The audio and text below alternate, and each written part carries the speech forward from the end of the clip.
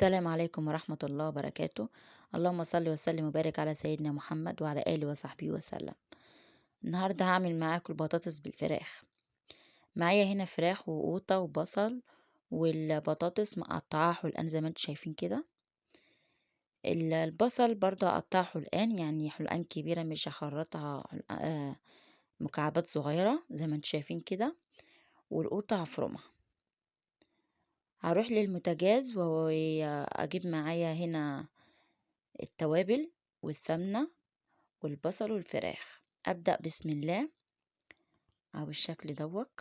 أول حاجة أعملها إن أنا أشوح الفراخ بالسمنة أهو، وحطيت التوابل، وبعد ما اتشوحت معايا حلو بضيف لها البصل. هقلب البصل شوية لحد ما البصل ما يدبل معايا، وبعد كده أضيف لها القوطة والبطاطس أهو. كده البصلاية دبلت معايا وأضيف لها القوطة أهي بالطماطم، وأضيف البطاطس.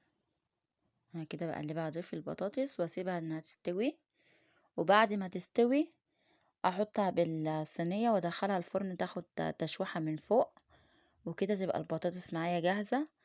وهي سهلة جدا وطعمها جميل جدا، وعليات البيوت بتعملها. انا كده كنت دخلتها الفرن وكانت خلاص هتاخد تشويحة وتطلع. كده كانت معايا جهزت خلاص. يا رب تكون عجبتكم، وما تنسوش بقى اللايك والاشتراك وتفعيل الجرس. والسلام عليكم ورحمة الله.